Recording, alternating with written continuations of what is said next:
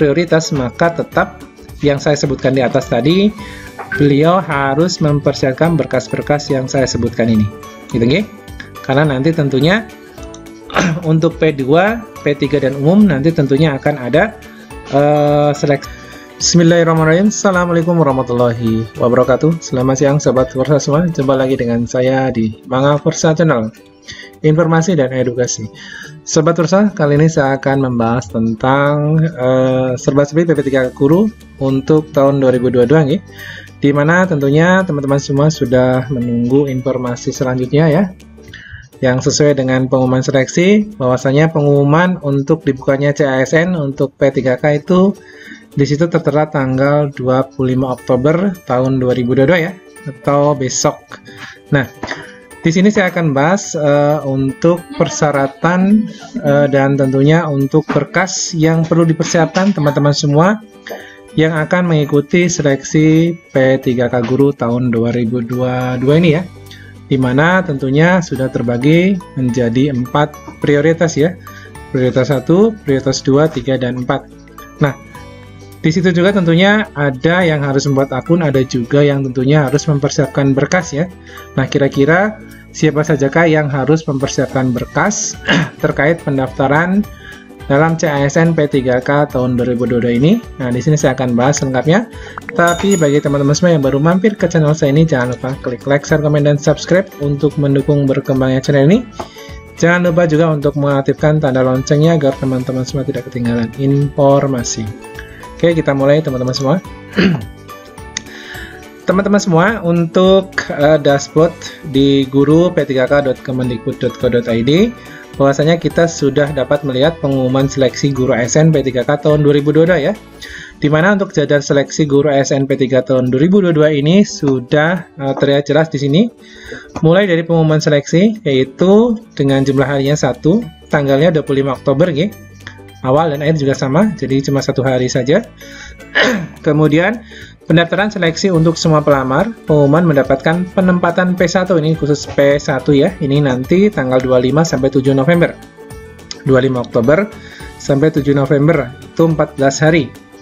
Kemudian seleksi administrasi untuk P2, P3 dan umum, nanti diperkirakan tanggal 25 Oktober sampai tanggal 9 November, ini ada 16 hari.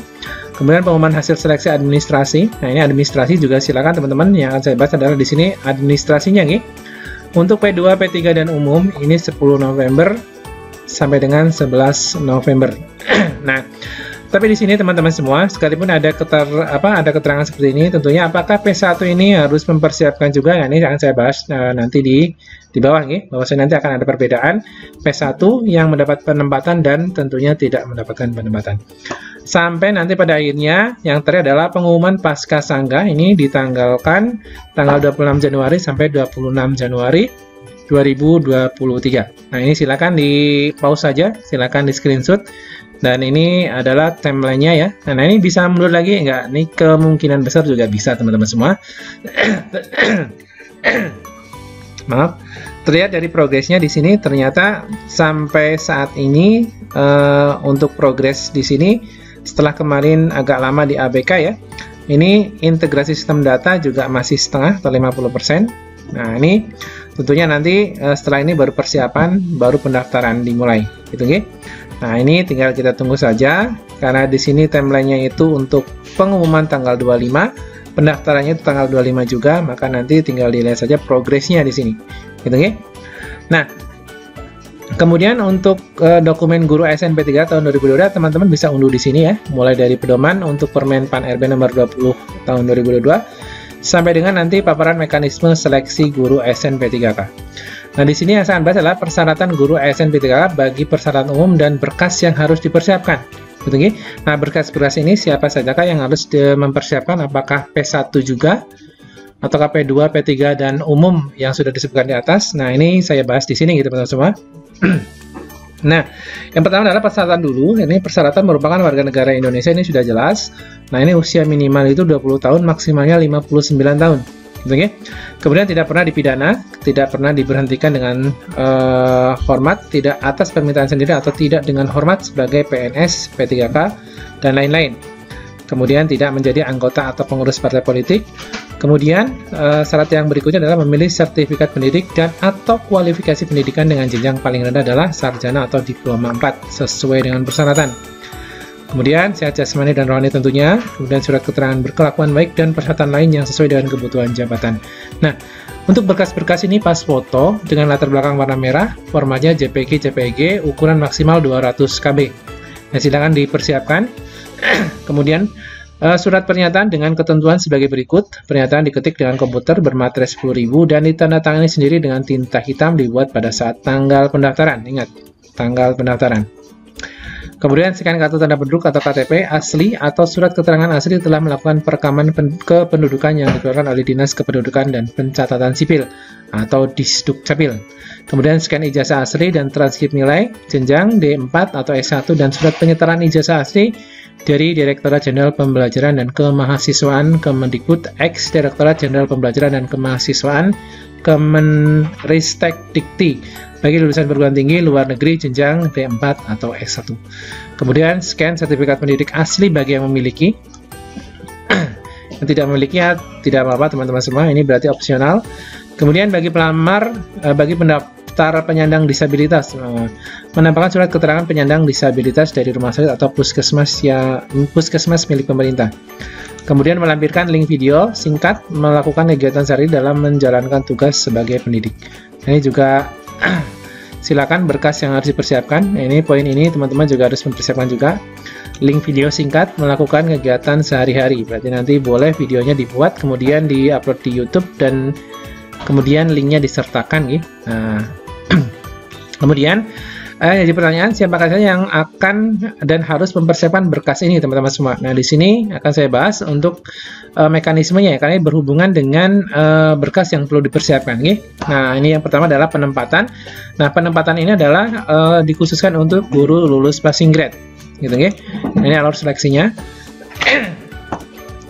Teman-teman semua, untuk prioritas 1 atau guru lulus passing grade untuk tahun 2022 ini adalah tidak semuanya dapat penempatan, artinya hanya 69% saja. Nah, di sini yang 69% ini atau sekitar 134.000 sekian ini nanti ketika login tentunya nanti ketika mendapat penempatan hanya melakukan proses pemberkasan saja. Nah, pemberkasan itu beda dengan yang tadi gitu teman-teman semua. Kemudian nanti ini pemberkasan untuk yang lulus ini beda dengan yang saya sebutkan tadi, yang ini gitu. Tapi isinya juga kemungkinan ada yang sama juga. Maka nanti setelah pemberkasan nanti tinggal langsung ditempatkan. Ini khusus yang P1 yang 69%. Oke. Nah, tapi yang P1 nanti yang belum mendapatkan penempatan tentunya nanti P1 ini akan diberikan dua pilihan ya. Iya atau tidak. Kalau iya, berarti nanti dia menyetujui kalau memang dia tidak mendapatkan penempatan dan formasi, maka dia akan masuk keranjang dan menunggu akan ada kuota lagi entah di tahun 2023 atau 2024. Kemudian baru dia nanti akan ditetapkan sebagai guru honorer di situ. Ditetapkan sebagai guru P3 di satuan pendidikan yang nanti tentunya buka formasi. Gitu ya. Jadi sementara ketika sementara ketika dia masuk di menunggu penempatan atau masuk keranjang, maka dia nanti tetap sebagai guru honorer di sekolah yang bersangkutan. Kalau yang negeri, kalau yang swasta berarti di sekolah dia bertugas saat ini. Tapi kalau tidak teman-teman semua, nanti tentunya akan turun prioritas menjadi P2, P3 dan pelamar umum. Nah, nanti P1 ketika turun prioritas maka tetap yang saya sebutkan di atas tadi, beliau harus mempersiapkan berkas-berkas yang saya sebutkan ini. Gitu nggih? Karena nanti tentunya untuk P2, P3 dan umum nanti tentunya akan ada seleksi administrasi juga. Nah, di sini nggih. Jadi ini saya cukupkan untuk di sini. Nanti saya lanjutkan yang kedua ini ya. Maka untuk prioritas 2 dan 3 ada skema di mana kita tahu bahwasanya nanti teman-teman juga harus mempersiapkan berkas yang sudah saya sebutkan tadi nih. Nah, nanti P2, P3 ini adalah THK 2 dan guru honorer di sekolah negeri yang tentunya terdaftar di data pokok pendidikan atau Dapodik sama dengan 3 tahun atau lebih dari 3 tahun. Dan tentunya nanti ketika P1 dari golongan ini yang lulus passing grade kok memilih yang tidak mendapatkan penempatan, memilih untuk turun prioritas, maka nanti dia juga harus menyiapkan berkas yang tadi saya sebutkan. Kan di sini nanti ketika login, kemudian pemilihan formasi, maka nanti akan ada seleksi administrasi oleh Pemda. Maka nanti silakan dipersiapkan untuk berkas-berkasnya. Oke. Kemudian sangga administrasi ada di sini. Jadi untuk prioritas 2 dan 3, kemudian teman-teman semua yang P1 turun prioritas yang berasal dari THK 2 dan guru honorer juga silakan mempersiapkan untuk berkas-berkas ini teman-teman semua. Oke, silakan. Kemudian yang ketiga adalah untuk jalur seleksi atau tes. Ini dikhususkan untuk teman-teman yang baru dan pelamar umum tentunya ya. Ini boleh berasal dari P1 yang turun prioritas yang berasal dari PPG, lulusan PPG, dan dari guru swasta, dia mau turun prioritas maka masuknya ke pelamar umum, maka nanti dia juga harus memilih formasi, kemudian melengkapi berkas-berkas ya untuk seleksi administrasi, kemudian nanti ketika nanti sudah diterima maka nanti barulah dia melakukan tes di sini, kalau pelamar umum itu sampai tes untuk kompetensi teknis, kompetensi manajerial, sosiokultural, dan wawancara tentunya. Jadi untuk P2, P3, dan umum tentunya nanti harus mempersiapkan berkas-berkas yang sudah saya sebutkan tadi. Gitu, Kemudian kalau untuk yang P2 dan P3 ini teman-teman tidak perlu tes ya, tapi berkasnya juga harus dipersiapkan. Bahwasanya nanti untuk berkas ini kan ada upgrade data, di mana tahun sebelumnya mungkin belum punya sertifikat pendidik, maka nanti untuk persiapan berkasnya sertifikat pendidik bisa ditambahkan untuk tahun ini.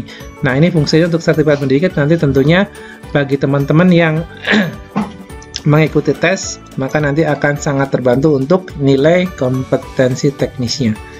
Oke. Jadi secara garis besar, nanti kalau untuk berkas yang harus dipersiapkan adalah dikhususkan untuk prioritas 2, 3, dan tentunya pelamar umum. Oke, terima kasih teman-teman semua dari video yang saya paparkan ini. Tentunya menjelang H-1 pembukaan atau pengumuman seleksi P3K tahun 2022 ini, tentunya ada beberapa berkas yang perlu dipersiapkan untuk kita mendaftar di SSCASN. Dan kemudian yang lain lagi nanti siapa saja yang perlu membuat akun baru dan tidak perlu, nah ini tentunya teman-teman juga harus tahu bahwasanya untuk prioritas 1 atau lulus passing grade ini tidak perlu membuat akun ya. Yang perlu membuat akun adalah yang belum pernah mengikuti seleksi P3K tahun 2021 kemarin. Oke, terima kasih, saya Eri, selamat siang, Assalamualaikum warahmatullahi wabarakatuh.